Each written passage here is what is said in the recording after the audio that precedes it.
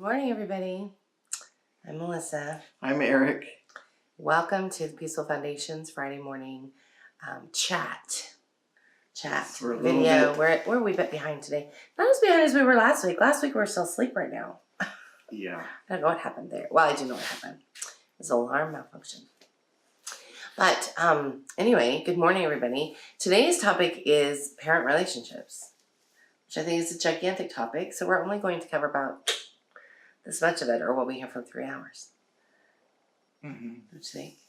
Yes. I was thinking... You could talk all day about it. Well, you could, because I do think that the best gift you can give your children, like ever, is a good relationship with their other parent. So if you're dad, the best relationship you can give your children, especially your sons, is, and your daughters too, but I'm thinking like in a, example way, is a good relationship with their mother. And if you're a mom, the best relationship you can give your sons or daughters, especially your daughters, is a good relationship with their dad, because it carries on, and that you are the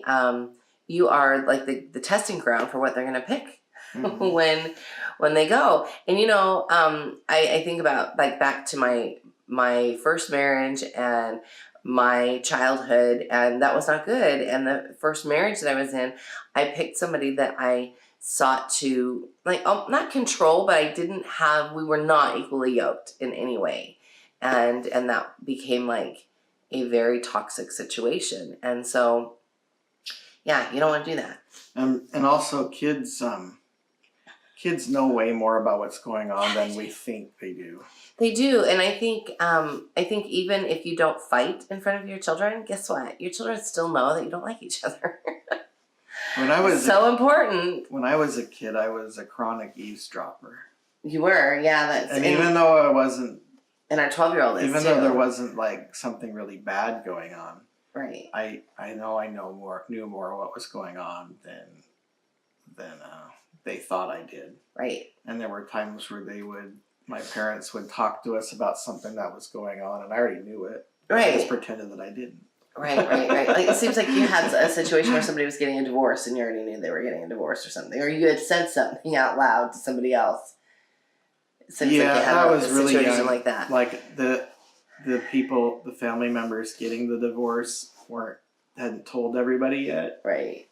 And I was at the table, and another relative was visiting, and I was like, "Why is Uncle so-and-so getting a divorce?" And then the relative that was visiting was like, "Oh." Yeah, didn't know. I just think that we underestimate our children, even really young children. I think if you have a child that's older than 3, then you've got to watch what you say in front of them. And younger than 3, you still have to watch it, because they'll just parrot you. But they're thinking, and they're internalizing. And you really want to be careful what they've got on their mind. You really want them to think nothing except that mom and dad have a great relationship. Because you're their foundation. You're their rocks. You're what they bounce from. And so you have to have this part solid. If this part's not solid. I also knew that uncle that was getting a divorce was dying at some point. Oh yeah, that's so hard. And there wasn't an official uncle so-and-so is dying, but I knew that. Yeah, I think that we really have to be very careful about what's said in front of our children, and how, and even because they know your body language. So if you're not hugging or kissing or holding hands, your kids are going to notice. And that becomes then what they do going forward. I was thinking about when you and I got married, you guys were not a huggy kissy family. No, nobody. So that was really odd for you. Yeah, people didn't express themselves. No. But we do now. It took you some time to get huggy and kissy with kids. Yeah. Not a lot of time, thank goodness. But when we were first married, and they go, "Tuck us in," and I'd stand in the doorway and go, "You're tucked in, you're tucked in, you're tucked in, go to bed." I know. So now I'll say I'm going to do a daddy tuck in. They're like, no, not a daddy tuck in. I'm going to mommy tuck in. So I think that really and truly you have to like the person that you're with. And so you have to be careful about being the nitpicky of that can happen.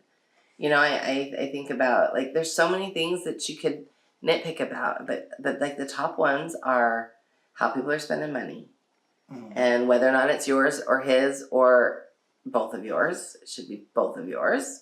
You know, how you're working with children and whose fault it is because kids are not behaving properly. That's a great one. That's a great one. I love that one. Well, like, you need to have a talk with, we have like three cameras, 3 cameras. Yeah. And the Instagram means that you have to lean in. You have to act like you like me. But, what was I saying? You were talking about, I don't know, I lost it. Darn it. And one thing is, we joke a lot about a big box store that we don't go to anymore. Oh, right. You know, one of those big box places starts with a W. And we would say that our car isn't capable of driving to that place. Anytime somebody says, take me there, I'm like, you don't understand, my car doesn't drive there. And but we have that luxury because we live someplace where it would take us a long time to get to that place.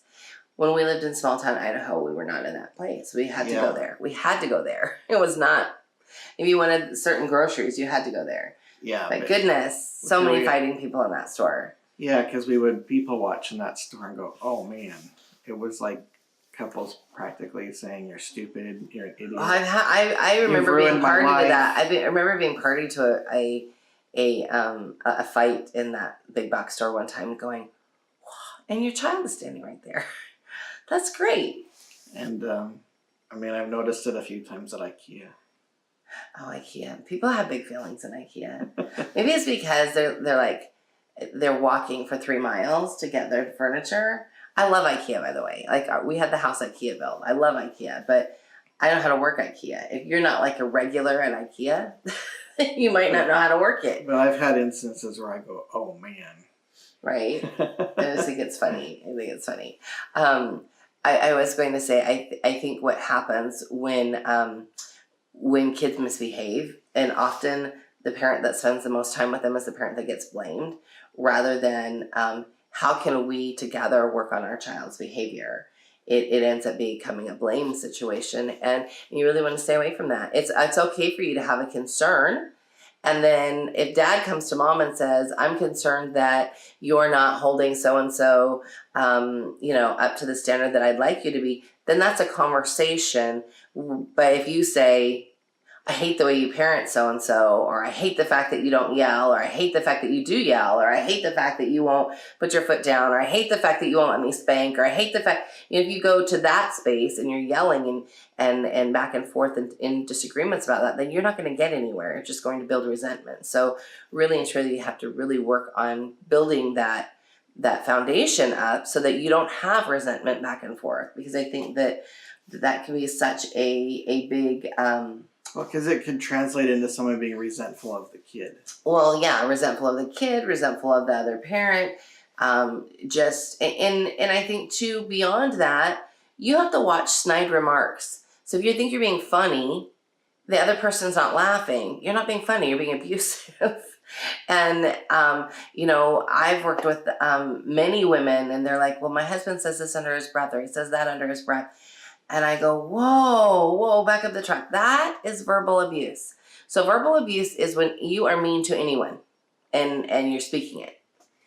Because if it can be construed as hate speech under the Constitution of the United States, then you shouldn't be saying it to your partner, ever. Well, I know there's times with our kids that I've had to give lessons in comedy because they might say something that's not very nice, but they're like, I'm just trying to be funny. And it's like, if you're the only one laughing, then that's not funny. So I think a lot of parents didn't have that conversation with their kids. And so now we have the 30 and 40-year-olds that are thinking they're funny and they're really taking jabs at each other. And that's a great way to build resentment. Really what you want is you want this relationship to be so smoking hot that you are ready to be alone together anytime. And that you want to be alone together. I think that that's really the key. Really understanding, like, do I want to be alone with this person? And then actually taking the time to do that, to be alone. And I'm not just talking about intimacy. I'm talking about going on dates together and really taking that time to be just a couple. Because guess what? Your kids are going to grow up and leave. They are. Even if you don't want them to, they're going to grow up and leave. and the two of you could be alone together. And you don't want to be, 50, 60 something and go, oh, I need a divorce because I really don't like this person that I'm living with. We've known couples that there's a lot of fear involved in that last kid leaving the house, because it's like, no, now I'm going to be alone now with I'm this going to person. be alone with this person. And I think that really and truly, if you love being with that person always, that doesn't mean you don't have disagreements. We have disagreements, but I kind of laugh because I think I can count all of our like fights on one hand and still have fingers left over. And by that I mean, like, I raised my voice, he raised his voice. It doesn't mean we don't have disagreements. We don't agree on everything all the time, but that doesn't mean we have to make that like our calling card. It doesn't mean we have to make that like a thing. It means you walk away, you take a deep breath, you figure it out, you figure out how you can come to an agreement, and then you tackle it together. That's why you got together to begin with, was so that you could tackle these things together. And if you are if you're stepping back and listening to this and going, I'm not so sure about that because we can't agree on anything, then you probably need our help. Because an important thing is taking responsibility for your part in things. Right, because, for sure. There are situations where you could make a decision together and then it goes horribly wrong. And if I hadn't listened to you, we wouldn't be in this spot. If I had just done what I wanted to do. But no, you have to be united. It's like, I wasn't really wanting to do this, but then I listened to you and look where we're at. Right. And actually, I've got a couple that I'm working with right now that is like that she sent her child to a school she didn't want to, but she did it anyway because he didn't want them to homeschool, and some things went sideways. And he's like, I told you we shouldn't have gone to that school. And rather than like, hey, let's tackle this together. And that's really where you need to be. You need to be in a place of tackling it together and going, okay, the decision was passed. It was passed and it needs to be behind you. What's in front of you is the challenge. So you have to face that challenge together, whether it be issues with your bank account, issues with somebody else that's bothering your family, issues with in-laws. And actually, I think in-laws, that's a really good thing to talk about really fast. You need to be like your partner's biggest supporter. You need to not be running around to your in-laws, and you need to not be, if you are having like powwows with your mom about what's happening in your marriage, you need to stop that. You need to talk to your partner. You should never say anything to somebody else that you would not say to your partner's face, ever. Unless you're ready for a divorce, unless you're ready to start going down that road. Because I really think that those are the seeds that you're sowing. When you're sowing seeds of discontent, when you go and you go, I can't believe I just did that. Or, and so I think then on the flip side of that too, you have to, if there's conflict between a parent and say your partner, you have to be standing by your partner. I think about some of the situations we've been in, and it would have been really easy for you to side with your mom, and you didn't. You stood up for me, and I think that that's something that often doesn't happen, and it can be so damaging. And what ended up happening was that now we have a good relationship with your mom, and but that hasn't always been, but it would have definitely gone sideways if we hadn't been able to stand together and stand strong. I think that a lot of people, completely like discount that part. And so I was also remembering a couple we worked with where there was a lot of conflict. And I told the guy, I said, there are times when you hear something that you don't want to hear, but you have to ask yourself before you get super mad about it. Maybe not, is she right? But does she have a point? Right. And he said, well, when I realize she has a point, it makes me even more mad. Makes me even more mad. Rather than, and I think that's really where we have this lack of humility, which I think is pervasive in our culture. Nobody wants to be wrong. Listen, nobody wants to be wrong. Even the most humble person doesn't want to be wrong. But in this relationship, you have to be willing to go, you know what, that probably wasn't my best decision. Or, you know what, that probably wasn't the right thing to say. Or, well, and two, I think, if we're not just thinking about it being right and wrong, and about what the perspective is and what point of view the people are looking at. Right, like being able to see things from their point of view, which is again something that is sorely lacking in our culture. And I think that when you make the decision that you're going to stop having knee-jerk reactions and start being present in your relationship, so being present actually looks like you show up as your best self as often as possible, rather than your worst self, even though this is the person that you should be able to show your worst self to. And you do show your worst self to, but you want to be able to show your best self as often as possible. And when you come into a conflict, that you can come into a conflict, like being able to see all perspectives. That's huge. It's huge in your development as a human being. And it's really huge in, your being able to trust the process and being able to trust being with your partner. I was trying to think of what else. There's so many, honestly, it's like a spiraling rabbit hole we could talk about for hours and hours. So we didn't really have an agenda. We just decided that we were just going to start talking because there's so many topics. I do want to talk really quickly about like gaming. And we've seen gaming drive a wedge in between people. And you're a big gamer, but you know when to turn it off.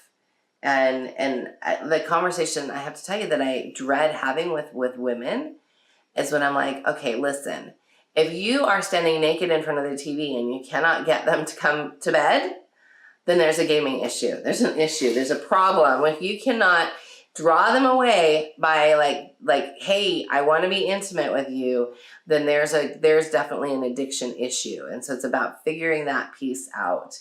And that goes for men or women, because I've known women gamers that become addicted. It does tend to be more men than women. But I think, like, I know you like to, some of the games that you like to play is to escape, or when you're pissed and you want to beat somebody up.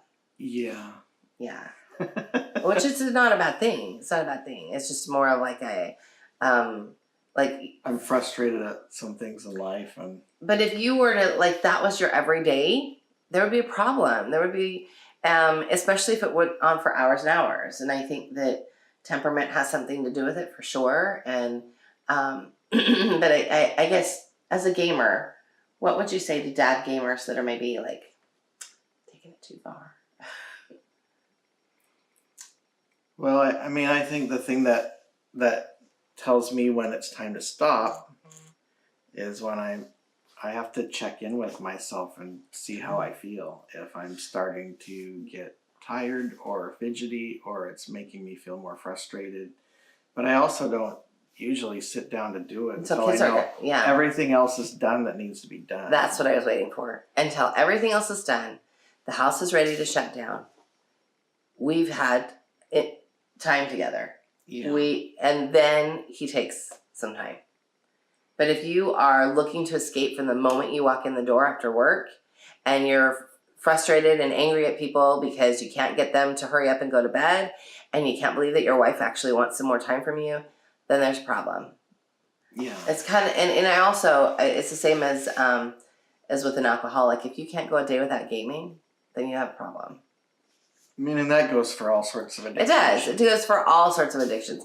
If you can't put your smartphone down, you got a problem. If you can't, if you can't control your anger and your frustration, then you've got to look deeper. And there's nothing wrong with going to your partner and saying, I got an issue with this and I need your help. Because this bond should be stronger than anything. And then as the partner, you don't go, see, I told you. You go, all right, well, let's work on it together. What parameters can we put on this together, rather than making it a versus situation. You want to be together in those situations, and really sort of work together to sort those things out. Because really and truly, like I said, you want to be, if you are mom and you're staying home all day or going to work, either one, the last time you see each other in the morning, you should be excited about the next time you get to see each other in the afternoon. It should be like, oh, I can't wait to see him again. Even if it's not at the forefront of your mind all the time, when you think about your partner, you should get a smile on your face. You shouldn't be like, man, I can't believe he left his socks in the bed again. Or I can't believe he, did this or did that, which, by the way, that doesn't bother me. I just am thinking about some things that that people get nitpicky about. Or they take it to the place of, you only do that to make me mad. Right. Oh my goodness. Yes. Yes. Yes. Yes. Yes. So I think that being able It's to like, step yep, I back, woke up this morning to ruin your day. and really, moms, I have to tell you, men are just clueless. So they don't generally, and I love you and I love your species, but in general, they don't think like we do in that way. They don't go, what am I going to do to piss her off today? No. They might be like, oh, my socks are on the floor. And just keep walking. It's more like your 12-year-old than it is like somebody who's vindictive and angry. But when you take it to the place of it's there to make you angry, then that's a whole different story. Now you could ask, if you have asked that socks not be left on the floor because you trip over them, lose them, whatever, you could say, hey, do you mind picking up your socks? That is dad's cue to go, oh, that bugs her. Yeah, because I mean, times where I've upset you or hurt your feelings, it wasn't that. You set out to do it. No, Or it was vice just versa. that I wasn't being present, or I was not paying attention, or I was being distracted, or I was Distracted being, is huge. or I could have been being selfish about something and wasn't thinking about what other people needed. Yeah. But it wasn't because, oh, I had it out for you that day. Have you ever had it? Have you ever woken up and had it? No, So but why? I know people. We're going on 14 years I know. this year. And I know people that it's on purpose. oh, absolutely. And I will be the first to say, in the last 2 years that I was married to my ex-husband, maybe the last 3, there were days I was like, how can I piss him off today? How can I make his day awful? Well, There weren't very many days like that, but there were extenuating circumstances of when you get to that place and you are in the place of, I want to make them mad or I want to make them hurt like they hurt me, then you have to go, okay, there's something wrong with our situation. There's something wrong with our marriage. There's something wrong. And I need to check myself first and what my part in things is. And then I can go, okay, we have to work on this.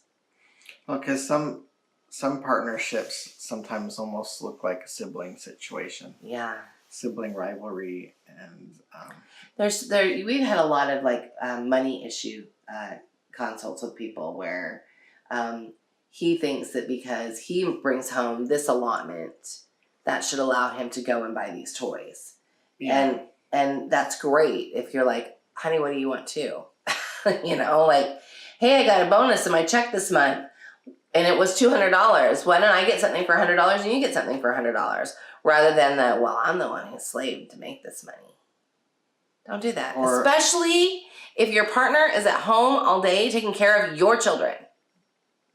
That's a problem. or it's something that's mutually beneficial. Right, something that's like beneficial for the whole family. But also, I mean, if you get too hung up on things being equal, then that's when the nitpicky starts. Right. So there has to be some give and take. There's definitely like marriage is not 50-50. Any kind of partnership, even if you're not married and you're just in a partnership together, it should not be 50-50 ever. It should be 100-100. Mm-hmm. And when, excuse me, when you allow that, then you allow for fluctuations when, when a partner is maybe having a downtime or when they're sick or ill and you have to give more like 150 and they're only being able to give 50 and the fluctuation goes the other way. But if you're both giving 100%, then there's always that strong, firm foundation for those children that you've made together. Y'all chose together to have these people. So, and one thing that I see too is moms that because you're not on Instagram. Oh, I'm looking at this and that, and then I forget to look at this. One of the things that we often see is, and I see this with attachment parenting a lot. And I've been an attached mom for 22 years. He just turned 22. So I understand attachment parenting at its core. But when you take the relationship that intimate relationship, and I'm not talking sexual, but that space between you and another human being, and you transfer it from your partner to your children, and I understand because we carry these babies in our belly, we nurse them, we bathe them, we take care of them, we diaper them. So we have this strong, intimate bond with our children. But when we take that and we do not then pay attention to this intimate bond, there's a problem. And I've seen so many moms that they replace their husband with their children. And that creates such a divide. So really what you want to make sure you're doing is you want to make sure that you're having time alone with this person. You want to make sure that while your children are in many cases the number one priority, they should be both of yours number one priority. But I have to tell you, and a lot of people go, oh, my children are not my number one priority. He is. Because when he and I are tight and strong, we can be the amazing parents that we need to be. If we're not, guess what? Crap rolls downhill. And it doesn't matter if you are the most conscientious mother or father. If you are not having a tight bond with the parent or the partner that you made those children with, not only are they going to know you're not going to be your best, you're not going to parent at your best, you're not going to show up as your best. So then in order for you to show up the best that you can, you have to have a strong partnership. When you have a strong partnership, your children thrive and you thrive and you can give the world your best then. And it's not just home and parenting. It's also when you go out into the world. You can give of yourself more when you have happiness in your life. So if you are in a place where you're you're working to distance yourself from your partner, and it might not even be conscious, you have to stop and ask yourself what happened. What happened and how do I get back to it?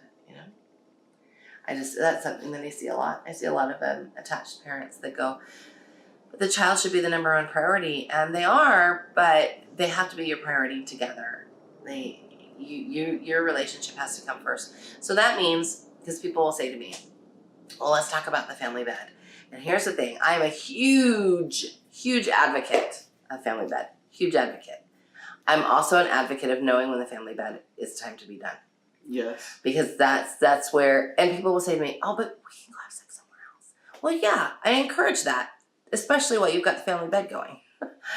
But you also need to know when there's an end to it. I know people have flooded us with all the stories from around the world where the whole family sleeps together and blah, blah, blah, blah, blah. But we're not around the world. We're here. There's certain pressures in our society that are different than those cultures. Because I've read all those stories. I've read all those articles. I've read all of those studies. I understand those studies. I understand, but the cultural norms that we are seeing mean that we have to look at things differently. And in order to really and truly get the benefit of making sure that you are there for your child and you're bringing that nighttime comfort to your child, means that at some point that has to separate. And it's a good thing. It's a good thing. And it will be different for every family. It will be different. Like when that ends will be different for every family. But I do think you need to have a goal. So I don't think you go, oh, we're going to family member. No, you're not. For us, it was once there was another child introduced, we were able to send two children off to sleep together. Because I know that children want to cuddle at night. Even Soraya and Sam share a room. And I know that's another social faux pas, but they share a room and they shared a bed and snuggled up together until last year. Was it last year? Year before? I was trying to think of how long they've had their bunk bed. But they had this need, and before that, I was trying to remember.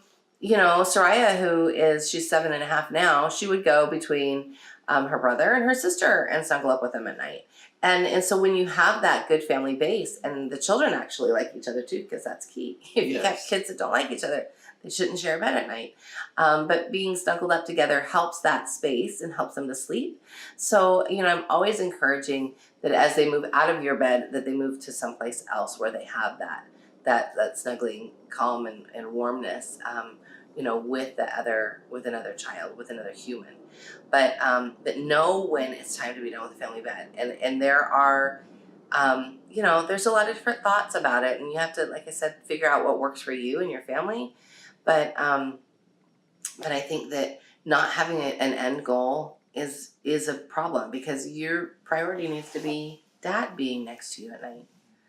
and it's huge. We sort of joke about because when we got married, Ellie was 5. She had just barely turned 5, and there were and I was single before that, so I had kids in my bed a lot, a lot, and the boys were older. They were 6 and 8.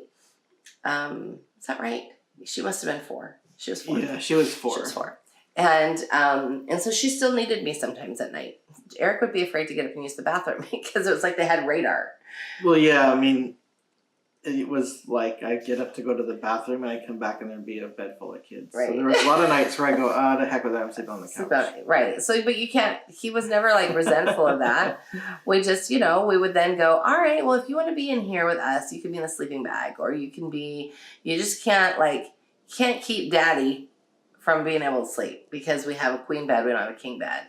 And so, we made concessions, but we always made sure that it worked, and we always made sure that the child felt safe. And, I think the family bed can be a very nurturing thing for the child. And it can be a way for parents to bond with that child too, because I think dad bonds. Even if you're using the family bed so that it's easier for you to nurse, dad does a fair amount of bonding as well with that child. So, such a mishmash of parenting relationship things that we talked about today. But we could talk about so many more. We could do a whole topic on like money, and we actually have in some of our other videos. So if you're watching us on Instagram or on Facebook, hop over to Peaceful Foundations. Actually, no, I'm telling you a lie. It's still under parentswhothrive.com, and we'll be changing that all up. But there's some videos there on the homepage that you can grab, and we'll be adding more videos talking about money, anything money and deep relationships and how you can honor each other. We have a lot of past videos regarding that. And we're really excited because we finally finished the revamp of our Thrive program. So you can find that at parentswhothrive.com/Thrive Parenting. So we have a whole parenting method, and it's sort of where our foundation comes from. And we want to share it with the world. So hop on over there and have a look at that. And if you have any questions or about parenting, or you want us to cover something, we have been around the block. So feel like you can DM us or PM us and ask us questions, and we are happy to answer. You guys have a wonderful weekend. Thank you. Bye. Bye.